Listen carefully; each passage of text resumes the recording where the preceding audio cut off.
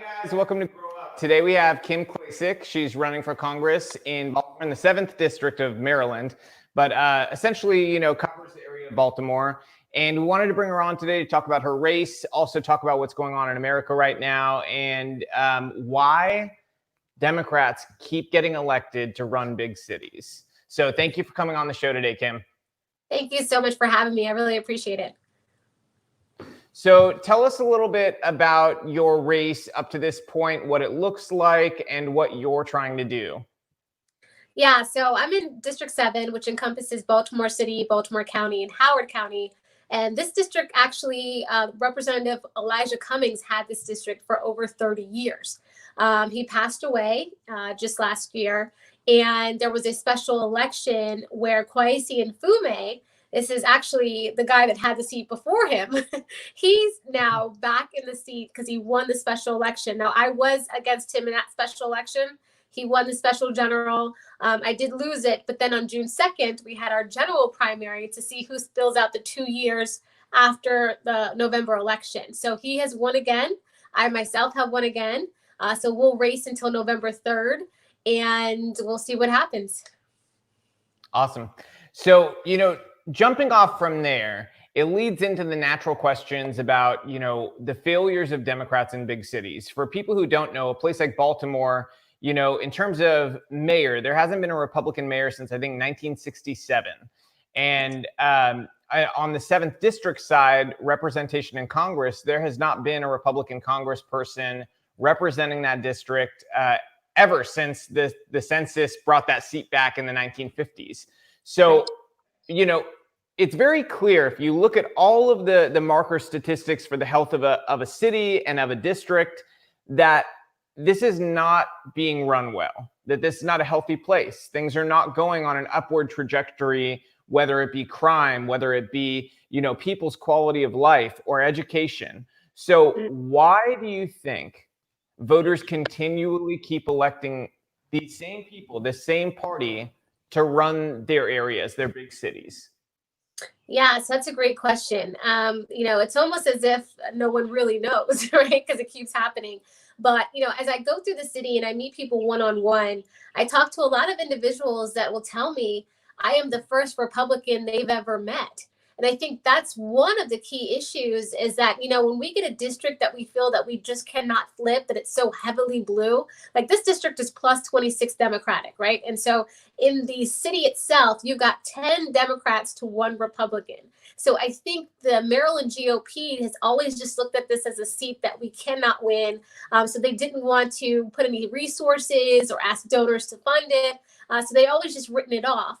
But unfortunately, because of doing that, you've got these individuals that all they know really are the Democrat candidates, and that's what they continue to vote for. And there's a lot of people out there that really do want to change. I mean, I'm walking up and down the street talking to people even today, and some people will tell me, I'm actually considering voting for President Trump. Because they're just so tired of the same old thing. Just last year, we had 348 murders in the city of Baltimore itself. This has been going up steadily each year since the 2015 riots after the death of Freddie Gray. Since then, we've had less police officers. We've had more drugs on the streets. We've had a lot going on. And it seems that we keep getting softer on criminals and crime. And it just doesn't make any sense. And I think there's a lot of people. There's people that have lived in this area their entire lives. A lot of senior citizens are like, look, I'm afraid to come out of the house at this point. We need to do something different. And, my opponent, Kwesi Mfume, like I said, he was back in office in the 90s. And he signed on to that 1994 crime bill that Joe Biden wrote. He was one of the co-sponsors. And so people need to understand, I think, the history of all of this and what they're getting into by voting for Kwesi Mfume again. And so for me, my biggest strategy in all of this is just making sure that I go out and talk to everyone I possibly can before November. Right. I think that it's worth pointing out that Republicans have to bear some sort of responsibility for not doing enough community outreach. Even if we felt like, well, Democrats, have already done the outreach and they don't want us there, whatever we assumed, the fact that we just didn't do a good enough job to letting them know that we care and what our ideas are, conveying those, we have to do better. And I think that this is a brilliant opportunity to have you on to talk about that and to also inspire us to be more active and to go into the communities that need us the most, to do better messaging and outreach. So, I do want to take responsibility for that, for being a conservative woman and in the past thinking that was just handled, and just thinking, oh, they just don't want to vote for these values. Because the more I learn about, just the people in these areas, the more I realize, wait a minute, these are in alignment with, there's no communication. And if you ask them, would you rather, the school choice question, would you rather your kid have a better education or a crappy one where they're illiterate and, don't have heat in the winter? Of course, what they're going to say is, I want a choice. I want my kids to have the best education. And so, there's, with that said, and moving forward, I really want to get into specifics I guess we could start with education in schools. Because I feel like there's so much rhetoric that is so overgeneralized, like Democrats failed education, this, that. But let's talk about specifically what like those policies look like in Baltimore, in the schools. I think it's, 10 schools in Baltimore, the Black children are not able to pass literacy exams. So let's talk about why that is, where's the root? So does it come from funds, misappropriation of funds, or is it a congressional issue? Like how can we do better if we don't know what caused it? Yeah, well, you're absolutely right. School choice is a big one. We have a lot of people that live in the area where they just can't financially get out of it, but they do want more for their kids. And you're absolutely right about that. A lot of this comes from, and I think it might be even more than 10 schools where kids can't read, do basic math, or write. It's unfortunate, but a lot of it is mismanagement of funds. I mean, if you look at the amount of money that Baltimore City Public Schools receives, it is the third highest in the country. We're right behind New York City. And per pupil, we're spending a lot of money per pupil. $16,400 per student. Yes, it's absolutely insane. But a lot of this money is going to administrators. The CEO of the school, Sonia Satsalis, she actually just got a raise. She's now making $350,000 a year, or $50,000 a year. And unfortunately, there's no results here. People aren't being better educated at all. And so if I had my way, of course, I would want every school to have great education.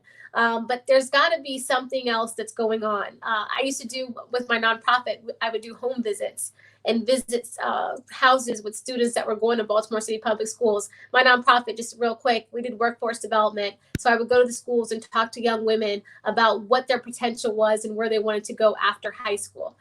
So I would do home visits, talk to parents, and I just realized there are a lot of people, their home life is just in disarray, and I just can't even imagine waking up each day and trying to force myself to go to school, living in some of these chaotic situations. So a lot of this, is at home. A lot of it is in the schools. I think they're more focused on getting kids meals each day, which is important. But when you have a school that operates on feeding children throughout the day, breakfast, lunch, and the after school before they go home because they're not getting enough food at home, that's an issue. It's basically then at that point you're running a daycare.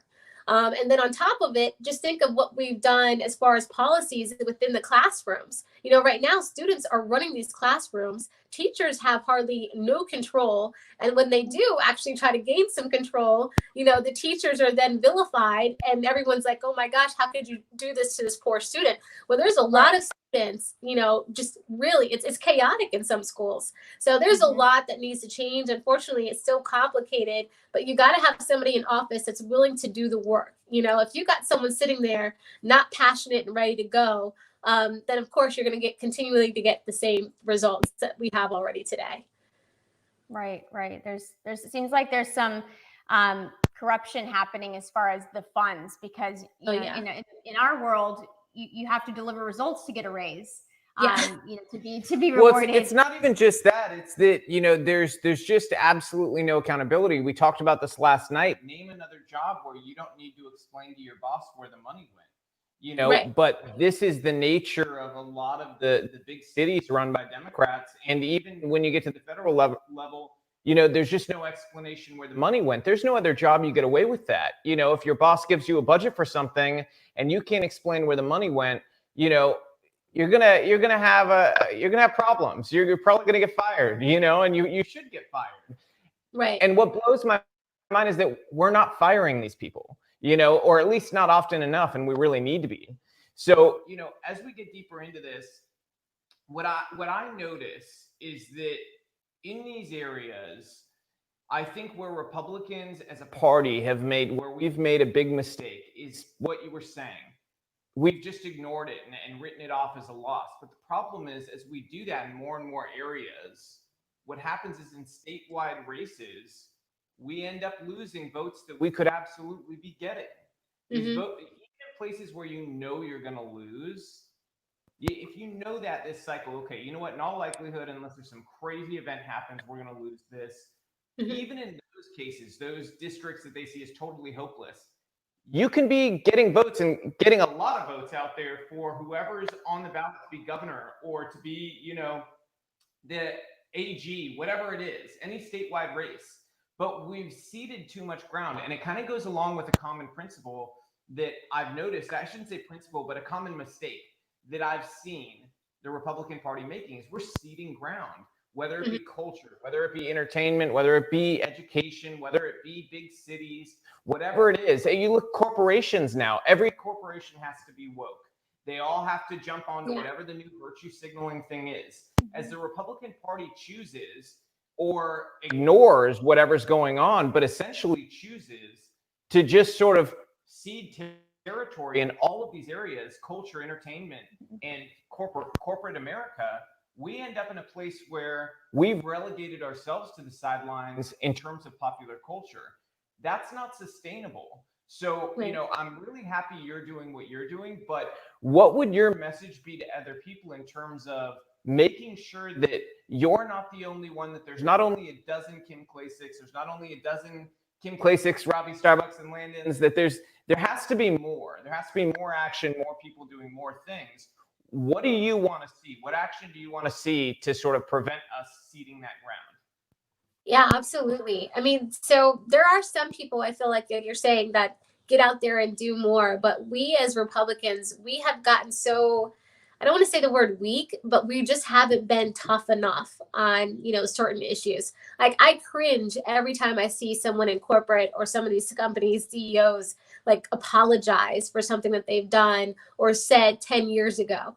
I mean, at some point, this cancel culture, we've got to cancel it ourselves. I say all the time, I said, as much as we do as people, like just criticizing and judging people from, even the past smallest mistakes or whatever happened, that's how you learn and grow in life, right? With experience.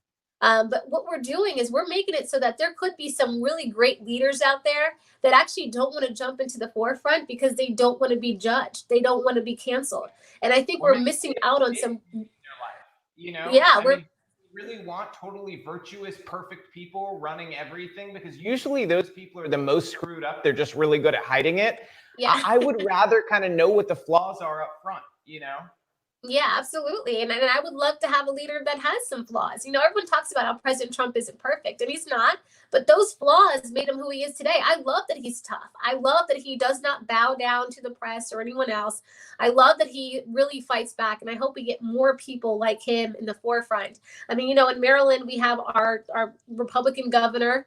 People say he's Republican in name only. I definitely see that, but I guess, him running in this blue state, he probably had to feel as though he had to be a little bit more, left of center or whatever he had to do to get into the seat. Now, he does make some conservative decisions, which I appreciate. But, at some point we got to say, look, this is what the Republican Party stands for. This is who we are. And either, you can love us or hate us, but at least we're giving you that option. I think Scott Pressler and other people that kind of roll up their sleeves and get in the community, I think they're great for it. There were a lot of people that saw Scott and his volunteers cleaning up that I think will vote for Trump on November 3rd because of what they were doing and what the message was. So, Yeah. you know, I love that we have some people that are getting out there. I see a lot of people on Twitter go back and forth with each other, or, you know, and I'm like, you know, you could do so much more. Twitter is great. Obviously, that's getting out the word and the message. But there are some people where, you know, if you live in an area where, you know, Republicans aren't really reaching it, you know, feel free to get out there and do something, you know, host an event. You know, now that coronavirus pandemic, the restrictions are lifting. We're going to host a ton of events coming up in the city because it's necessary. You know, I'm going up against a big name, but like you said, people just don't know what we stand for or what's going on, or that there is options. So it's an uphill battle, but I feel like even if I don't win, we've chipped away enough at it. During a special general, we did a 9-point swing. 42% of the votes that I got in Baltimore City came from independents and Democrats, and that is unheard of. It's historic. So I think there are people that are going to make that switch again in November. Yeah, I absolutely think so. And I would encourage that. School choice, I think, is one of the major civil rights issues of our time. Yeah. And the more Republican candidates go into areas that are dominated by minority communities, I'm Latino, and I know in my community, school choice is incredibly popular. You go into a Latino community, you talk about school choice to moms, they don't care what party you're from. They want their kids to go to good schools, you know, and even, you know, this is one of the beautiful things about humanity. Even people that you would argue are pretty personally screwed up, you know, they may have made a lot of bad choices in their life. If they have kids, a lot of them still love their kids and cherish their kids and want better for their kids. Right. So even when you reach out to people, you know, from backgrounds that a lot of politicians ignore, you know, a lot of those people, they just want a better life for their kids. They don't want the same sort of difficulties and roadblocks that maybe they faced. So, you know, the more we go into these areas and we just preach that message of we want better for your kids too, I think that really connects, and that it also intertwines with our being pro-life, because, you know, if we're pro-life, we do need to do things that support the lives of children having equal starts, not equal outcomes. And we can help kids have equal opportunities, you know, and that's part of, you know, caring about their life, you know. So that's just how I see it. You know, I'd be interested to hear your take on it. Yeah, absolutely. So I get criticized a lot because I do talk, you know, I'll jump out the car and talk to anybody. On the streets, I've talked to drug dealers that are standing on their turf, you know, and, you know, this one guy, he actually explained to me, he said, you know, I see what they're doing with the schools. He's like, the fact that we don't have heat, air conditioning, and all the money that comes in, he said, that's a travesty. And he has 4 daughters. And he said, I don't want my daughters to have to grow up in this situation. And I want them to have more and to want more out of their own lives. And he talked about how he wants to get out of that whole you know, drug industry and lifestyle. He said, but I just don't know how. He said, there's no career opportunities here. He said, I've got 4 mouths to feed. You know, where do I go?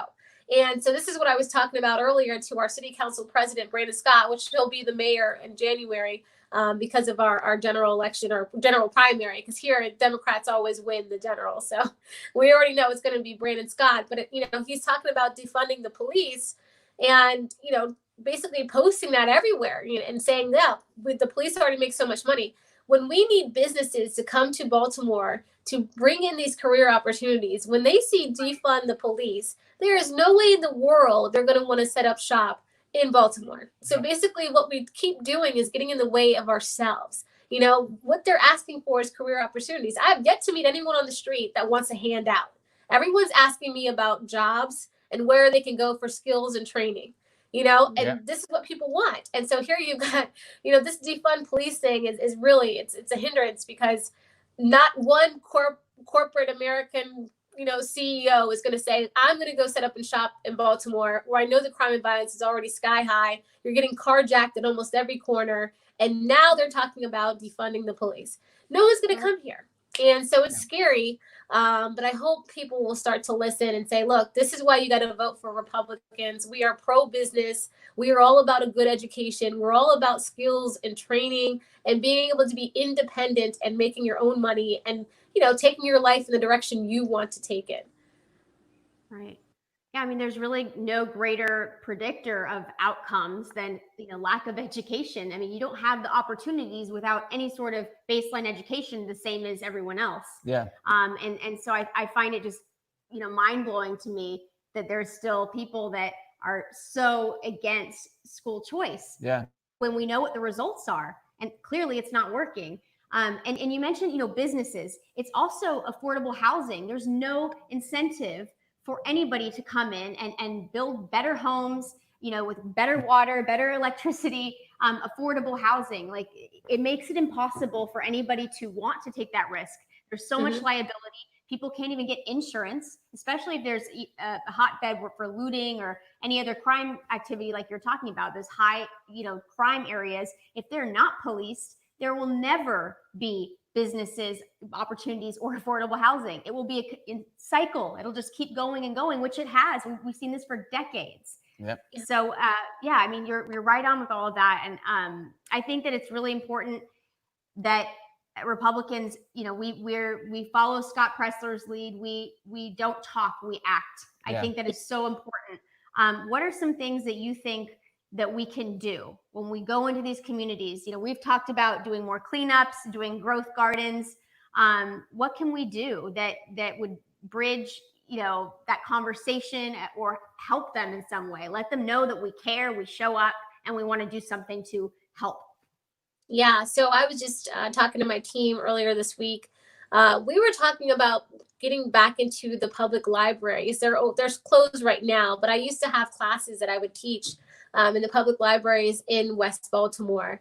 And I actually got a pretty large number of teenagers that would come, not just because they didn't have anything else to do after school. That's another thing. There's no, after school programs in these areas, but because, we would talk about just the future and how, important it was to plan a future.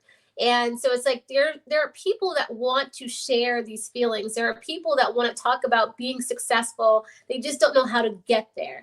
And I think even just hosting some of these classes and saying, look, this is how I became successful, or here's what worked for me, or, here bringing in individuals and saying, look, here's someone that I met. They made some mistakes in their early years, but they turned their life around and look where they're going now. And then also bringing in other nonprofits so they can talk about what opportunities they have to offer these individuals. And these are all things that I don't see the Democrats really doing. They kind of just show up during the election season and say, hey, vote for me. But I think if we're on the ground all year round talking about different things that we can help with, different opportunities. One of the libraries that I taught at, Cherry Hill Library, that's towards south part of Baltimore, but lots of crime there. I would go in and the library attendant, she would say, I love your class, but it would be great if you could help some of their parents with filling out their job applications online. She said, you wouldn't believe how many people can't even just, use the computers and fill out applications. She goes, they want to apply for the jobs.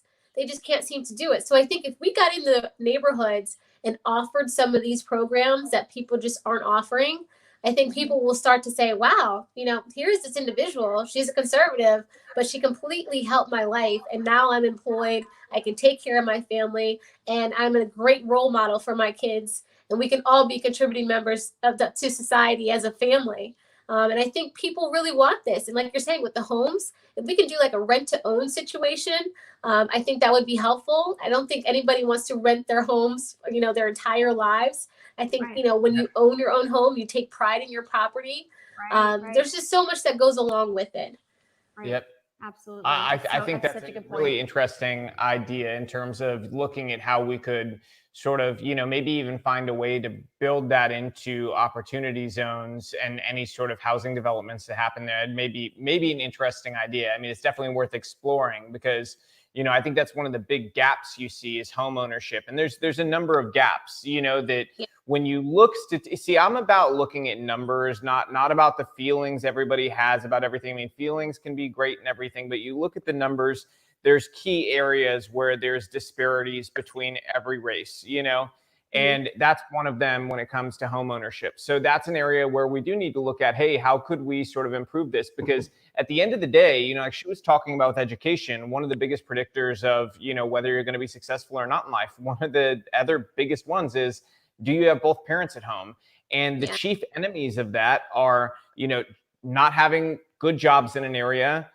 Again, education can feed into that. And then things like the crime bill that, took dads out of homes for minor drug offenses that, they didn't belong in jail for 30 years over. We're not making society better by putting somebody who needed help maybe getting off of drugs in jail for those drugs for 30 years and taking their parent away from their children and a means of income for that family away from those children. Right. So those are all things that we need to be able to go through and really objectively right wrongs and fix mistakes, which sort of brings me to, what's happening now in America. I'm interested, you as a conservative, strong Black woman, how do you see everything that's been going on for the last few weeks? And including, I know you haven't had a chance to see what Trump did today, but basically, he banned chokeholds unless it's a very extreme situation or life-threatening situation.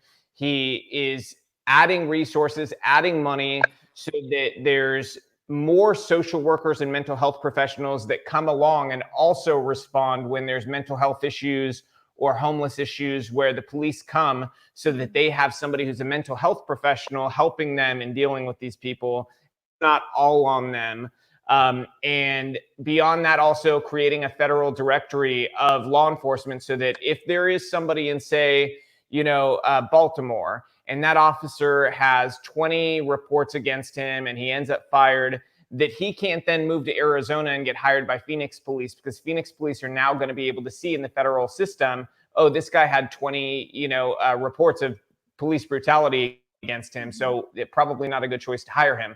Those are sort of the essential knockout items of what he did today, while encouraging Congress to act and do some more fundamental reforms that I think are common sense to everybody.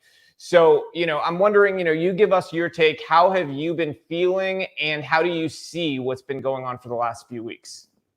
Yeah, absolutely. So thank you for explaining to me. I think those are all common sense, especially the last one here. Why wouldn't our data and our systems connect where they know that a police officer had trouble in another city?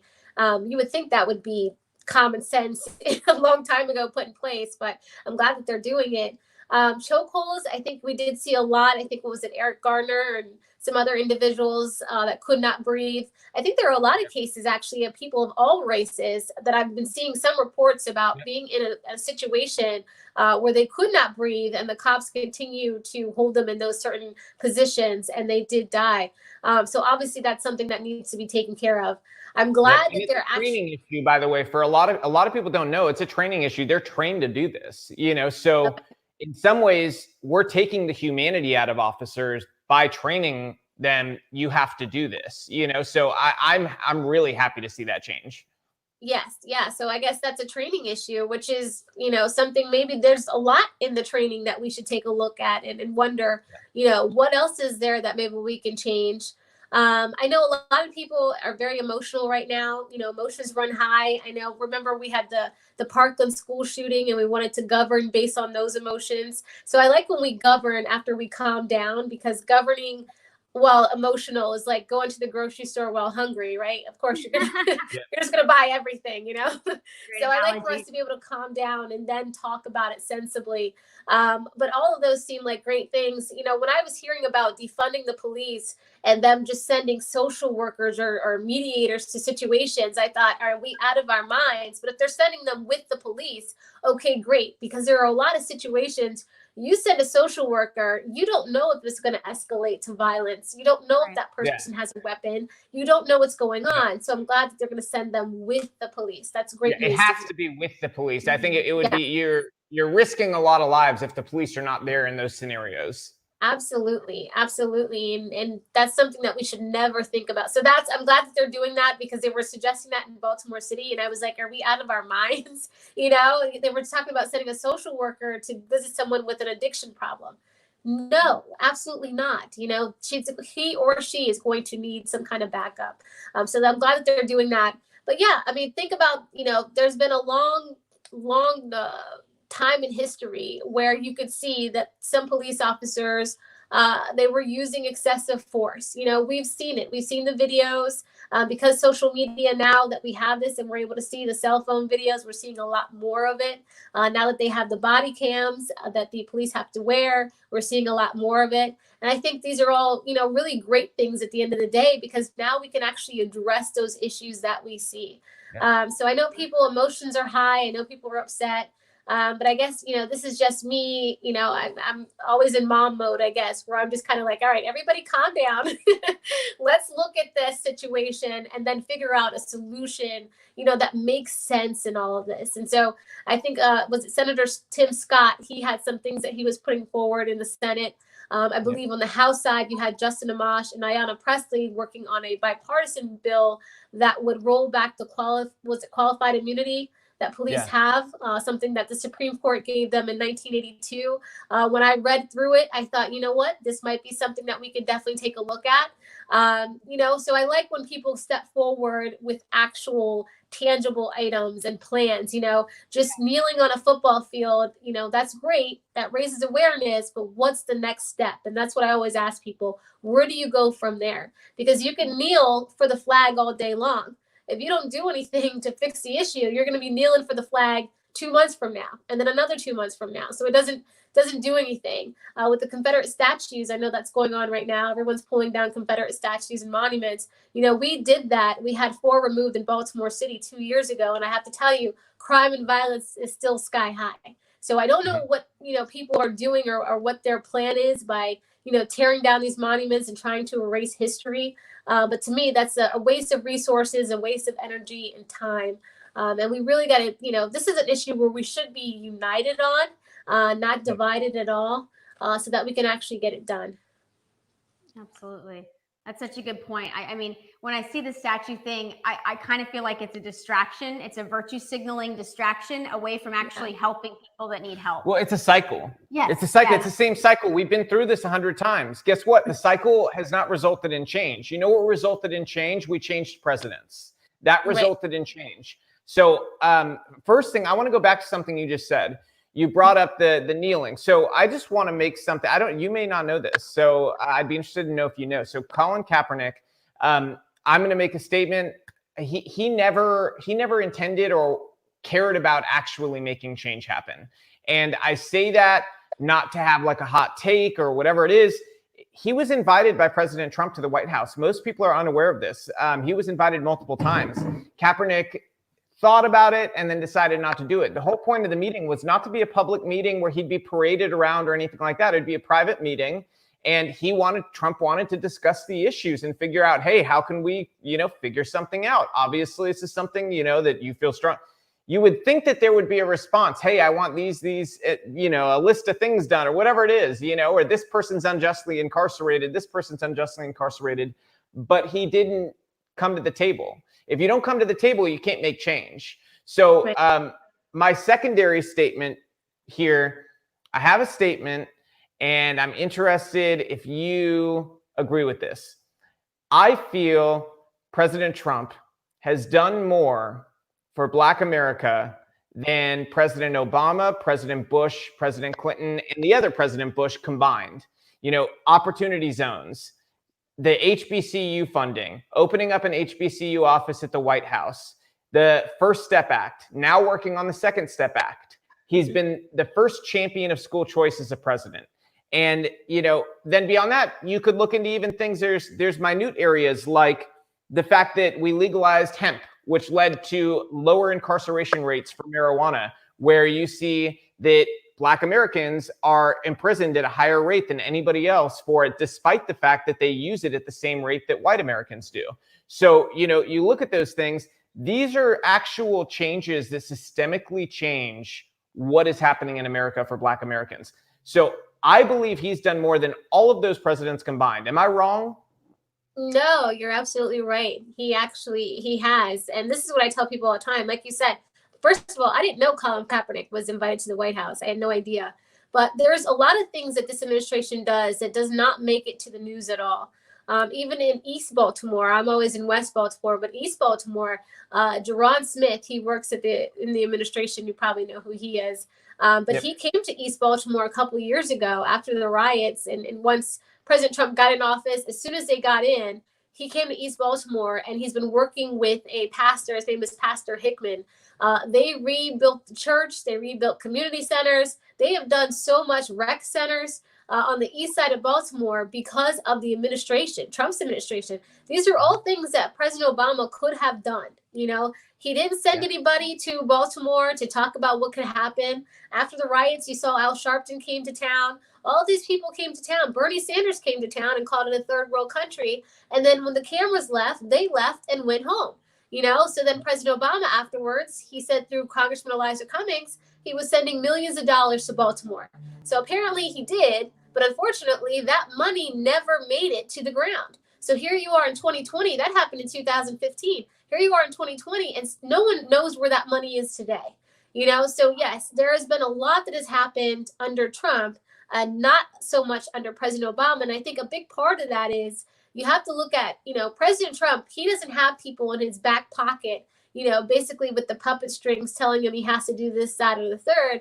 Or I think President Obama, he had a lot of people over his shoulder, like the Al Sharptons of the world that get paid basically because some of these urban struggles never are rectified. If you actually did something about the urban struggles, you couldn't go to the federal government and leverage them to get more federal money, right? So then the money would stop.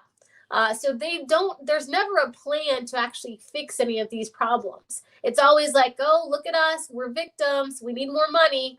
The money comes in, and then 4 years later, they're asking for more. So it's sad and it's a problem. I'm glad that President Trump has noticed it. I'm glad they put people in place. I think Ashley Bell is now with Jared Kushner's office. There's a lot of people now in the administration that are working on, issues that do directly affect Black America. And, it's good to see, like you said, the First Step Act with my nonprofit. I said workforce development. I mean, we had people coming out of incarceration that felt like they could not go back to work at all. With that First Step Act, they're learning those skills, whether it's computer training, whatever they need to get back to work. I mean, if you've been in prison since 1994, you get out today, you've missed everything that's gone on with the computers, right? You don't know anything about the internet. Yeah, so that First Step Act is key. They need those skills and that training to get, even just a regular job these days. So it's a big deal. You touched on something there that I don't think a lot of people realize. With people like Reverend Al Sharpton, they are endless pain profiteers. That's what they do. It's what they believe in. And without that pain, they don't profit. At the end of the day, they depend on pain to make money.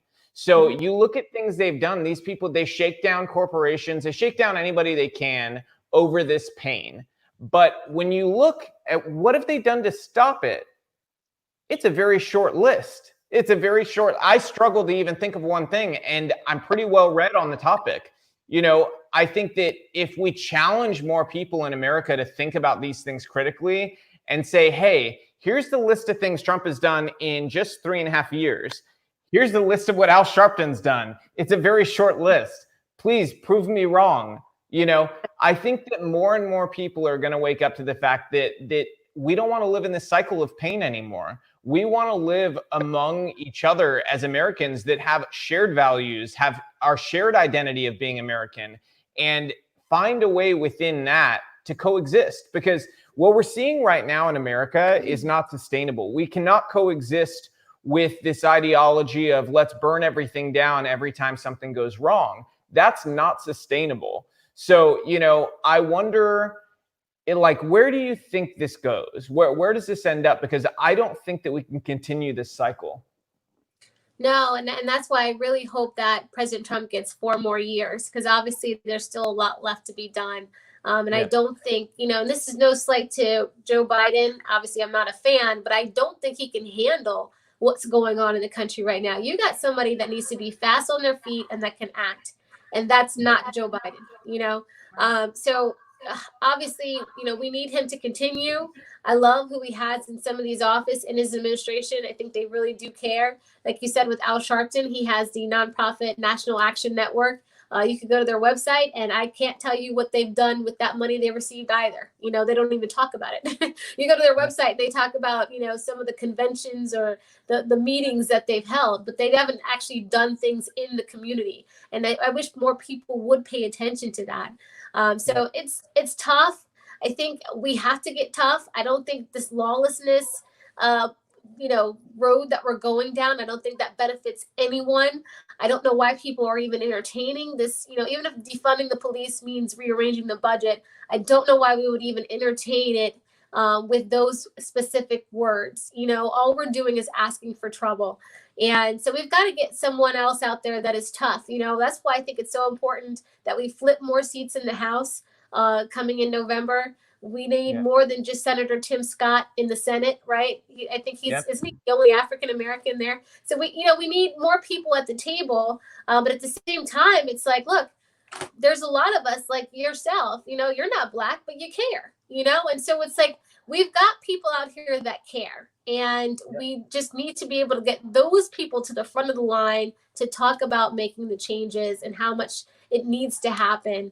I really truly believe if everyone just stop and stop getting so emotional about everything and sensitive, I think if we just stopped and say, look, here's what we can do as far as the police department. Here's what we can do as far as education. Here's what we can do as far as more people owning their property. I see so many people always talked about Section 8. I don't hear a lot of people talk about Section 3. I don't know if you're familiar, but Section 3 is similar to Section 8, but actually allows the father to stay in the home.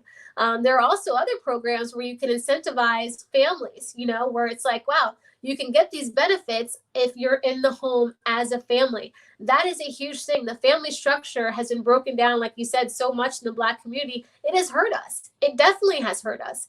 You can see it even with like the level of discipline that we don't seem to have in some of the schools in Baltimore. So it definitely has hurt us. When you have low income households, of course, if you don't have a man in the home, a lot of times you will have a low income household, it's just common sense. So a lot of it we need to tackle. We just need some people that really want to step up and do it and do the work.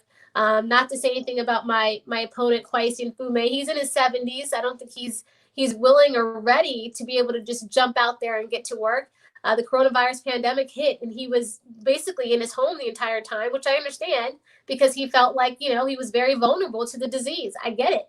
But we need people that are out there that can fight and that can get going. And I just don't feel like he's one of those people. So hopefully this time around, we elect some younger people with some energy, ready to go, and some new ideas. Right. I was going to ask for some advice. How do we have, we're talking about the emotions running high, and this is a pattern. Every election cycle, the Democrats stoke the racist divide, calling people racist, systemic racism, everything is racism. The white person is evil. They want to keep you down. Like all of this, the media just latches onto it and they just, churn it out. They just pour gas on. Pour it, on a daily basis. How can we get people to have these conversations with and simmer that energy down of just this hostility, this racial divide, which I want to say, we voted for Obama twice, thinking that this was going to be the best thing for our country to finally resolve this. I didn't vote for him twice. She means America voted for him twice. Yes, no, but I voted for him once. But my point is I didn't vote for my personal values at the time. I was a lot more naive as to what I wanted. Family and stuff wasn't something that was, I was voting. I wasn't a knowledgeable voter, but I voted for hope and change. I voted for Obama to come in and be, uniting. And as uniting as he was with his rhetoric, communities fell apart, and racial, racial tension was heating up, and it had this opportunity to resolve these issues and this hurt and address it. And I feel like that happened in his administration, and it wasn't fair when Trump came in, who was friends with everybody. There was never any, accusation whatsoever of him being a racist, and sort of that happened. So I feel like this is just an attempt to distract from the meaningful conversations that we're having right now on the ground. How do you feel about that, and how do we rectify that? How do we get past that racist divide? Yeah, no, it is definitely distracting. And that's what, the whole Confederate monuments, like you said, the statues, that's distracting. I mean, I don't know if you saw, but Blackout Tuesday happened on my general primary day. So here we are telling everybody to get out and vote, and everyone's putting the black squares up, and then, no one's paying attention. I'm like, dude, this is the moment that we do not need a blackout social media day. We're voting in Maryland today. Please get out and vote. But even like you said, with even Colin Kaepernick, I don't think people realize he's never even voted. So these are situations where it's like, you get a lot of people out here that are talking about, oh, this is wrong, this is that, but they've never actually involved themselves in the process. And so it's kind of like, well, if you don't feel that this is going the way you believe it should go, how do you think you make these changes? People complain about who's in office, but they never go to the polls to vote for who they would like to see in office. They don't educate themselves on the candidates and maybe get involved and help with their campaigning. So it's kind of like, wow, you can't have it both ways, and like you said, a lot of this happened before President Trump stepped into office.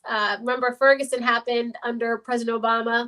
A lot of people say, well, President Trump, he's emboldened white supremacy. Well, I remember Dylann Roof well, and that happened under President Obama.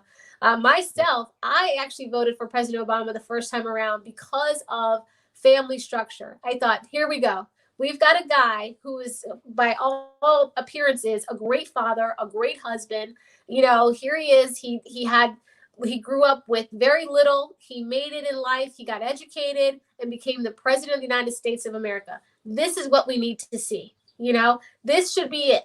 No one can say now that we're victims, that we'll never make it. We can't get over this hump. The white man's keeping us down. We've got our first Black president. He's got an all Black family in the White House. This is it. Now we move forward. And of course, here, President Obama, he seemed to have that, like you said, the hope and change message. And then as soon as we got in office, we saw Jesse Jackson, we saw Al Sharpton, and we saw the message turning back into that victimhood because, again, that's how they make money. So we need someone that is not willing to bow down to these individuals that allow them to take this rhetoric and let it stir up and get everybody emotional. I mean, the media has a lot that they have going on that they are to blame.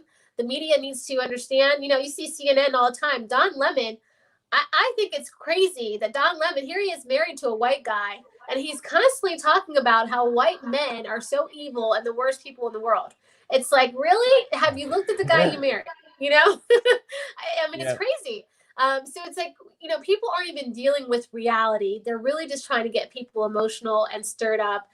And we've got to be smarter as individuals and say, look, we know this isn't true. I know when I leave my house, I never deal with any kind of racist situation ever. I grew up in Accokeek, Maryland, where it was 70% white in the middle of the sticks. And I've never had a situation, not saying it doesn't exist, but it doesn't exist to where it should be a headline every hour of the day. It does not exist in that sense. And so, the media needs to be responsible and truthful. I know they're protected under the First Amendment, and I'm all about the Constitution. But at what point in time do we say no to fake news as people, Yeah. I agree 100% with you on that. I'm at my limit with the media. The media has been the single most destructive force in America. They are the toxicity that runs through everything. Mm-hmm. It is inexcusable that they're able to get away with what they get away with, and they get away with it because people allow them to get away with it. And we're at a point now where people need to not allow it. We need to raise our voices loudly to them and say, no, we're not going to watch your channel. We're not going to click that story. We need to actually take action on that feeling that this is wrong. What they're doing is fundamentally undermining our democracy. And you notice something interesting. All of these people, at these places like CNN and MSNBC and all that, they all seem to have connections in their life to the Democratic Party. I mean, whether it's that their sister-in-law does something for the DNC, or whether it's that, before, Jake Tapper's case, before he went to CNN, he used to be in a gun control group, as part of a gun control group. Each one of these people have these ties that, it makes it very clear where their allegiances are, but then they pretend to be objective. I think that at some point we need to request that the media act like NASCAR drivers and put their stickers on of what their allegiances really are. Because at least then we could have an honest conversation, and I won't feel like they're just being duplicitous in everything they do. They won't be able to just lie all the time without us being able to at least see where their allegiances are. No, I absolutely agree. I myself, I mean, I hate to say that I'm a victim, but I was a victim of fake news. You know, when those videos surfaced last year that I took of Baltimore with the trash and the rats and everything going on, I posted them to social media for a week. I was copying all the local leaders in Baltimore, hoping that they would call the Department of Public Works to get it all cleaned up and get it taken care of. President Trump saw it first, or they saw it and just didn't say anything. And so when I went to go talk about it on the news, you know, he started retweeting the videos. And so he then started saying in his tweets, you know, rat infested, you know, using these words, but these words were actually from the people that I interviewed in the neighborhoods that lived there their entire lives. And so I took those videos and I uploaded them to my YouTube channel. And I'm like, look, it's not like we pull these words out of thin air. You know, he's saying rat infested because he's a racist. That's exactly what the young woman said that I was interviewing. You know, and so here you got Brian Stetler, you had CNN, April Ryan, all these people saying, "Oh, he's a racist. He used these words. She fed him the story." And I'm like, all I did was post what was really going on, and people just lost it. But CNN took the story and flipped it and said that we had controlled this narrative ourselves, when really we were just talking and getting the message out from the people in the area. And I even asked CNN, I said, look, if you think I'm lying, if you think I just made it all up, come to West Baltimore and talk to the people that live here. No one ever showed up, because that is the truth. They know people really felt that way. And so when Scott Pressler arrived and other people started cleaning up, they were grateful. They were thankful. They were so happy. But you still never saw that on CNN or MSNBC, because that went against the narrative that they had. Yes. So. And interestingly, that whole thing actually reveals them to have some severe racial biases, because you think about it, they're the ones assuming that when Trump says this place is filled with, you know, it's rat infested or whatever it is, they're the ones assuming that he's talking about Black people's houses. He's talking about a city, you know, people who are white and Hispanic and Asian live in Baltimore, you know, so it's interesting that they key in on that as a race thing. Why did they associate rats to Black people? That's not something that goes on in my brain, but maybe it just happens to CNN. But, you know, I think that says a lot more about them than it does us. That's just me. No, absolutely. I mean, even in Minneapolis, he was talking, President Trump was tweeting and said all these thugs are looting. Senator Elizabeth Warren immediately said, "How dare you call Black people thugs?" And I was like, well, that's not exactly what he said. They make a big leap. God. I'm like, I'm pretty sure I saw some scrawny little white people in there that were breaking into stuff too with bricks. So unless those are suddenly, you know, you're making them honorary Black people. And I know Elizabeth Warren likes to make people honorary races, but unless she's bestowing Blackness on these white little Antifa, you know, skinny dudes, they're white, you know, so you can't just attribute thuggery to only one race, which again reveals their own racism that Obama said the same thing. They associate the word thug to Black people. The same type of behaviors, looters. He referred to them as thugs as well. Yeah. So I mean, we've quickly established here that the media, places like CNN, MSNBC, associate rats to Black people, and we've also figured out here that Elizabeth Warren associates the word thug to Black people. That doesn't go on in my brain. I'm sure that doesn't go on in your brain. It doesn't go on in my wife's brain.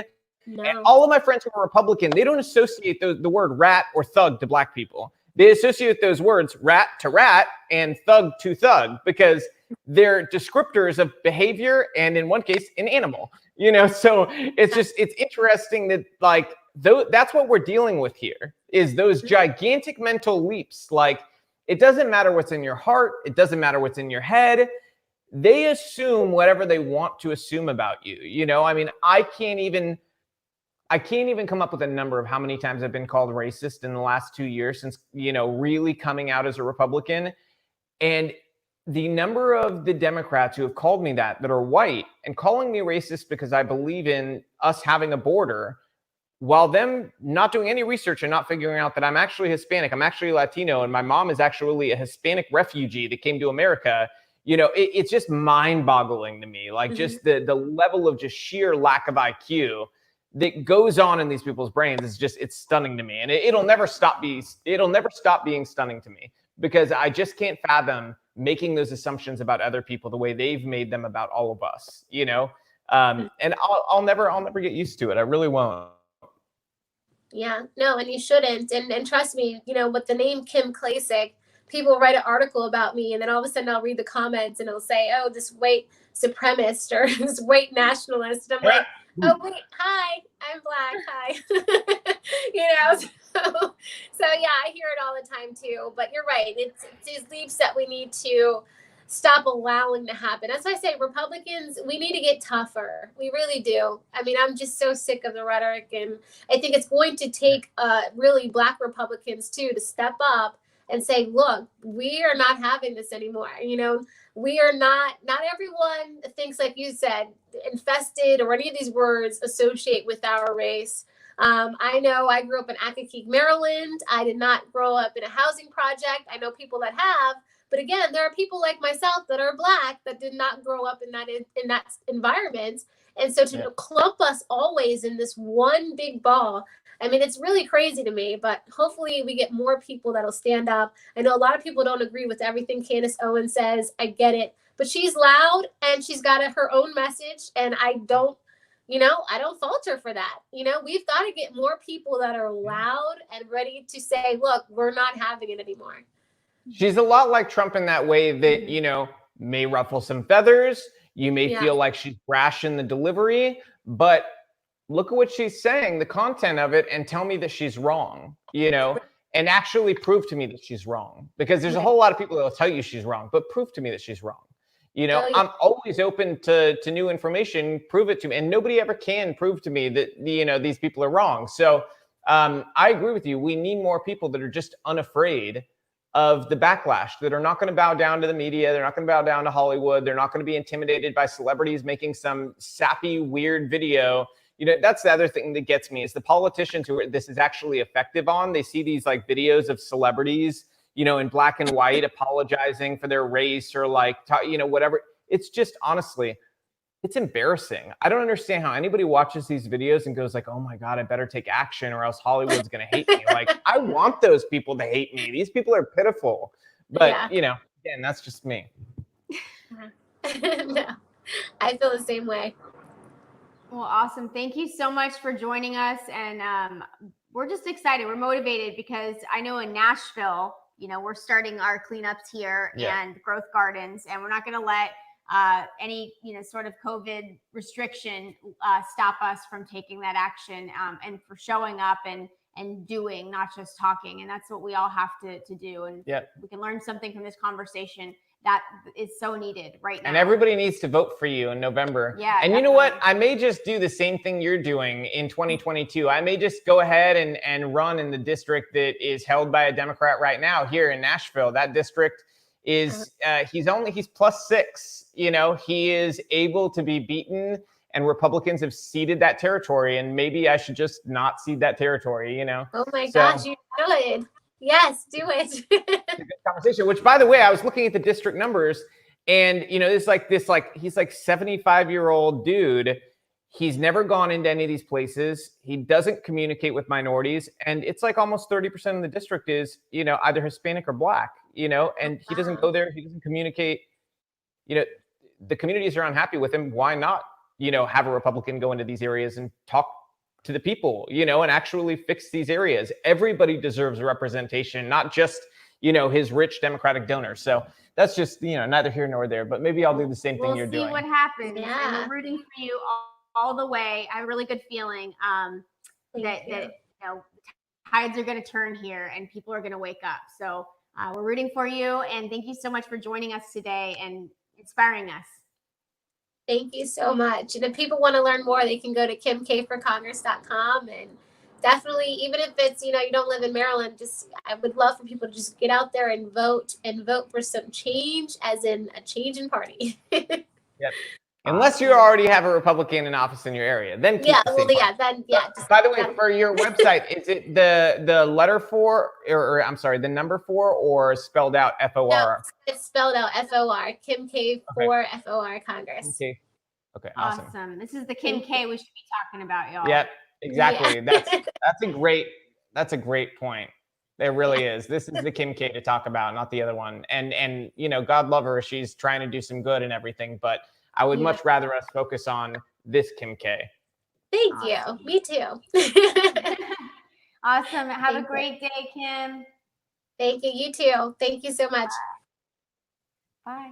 Thank you for joining us, guys. Is there anything else you want to cover today before we hop off? No, I don't think so. Thank you so much for joining us, and we will see you guys soon. Yeah. See y'all soon. Bye, guys. Bye. And as always,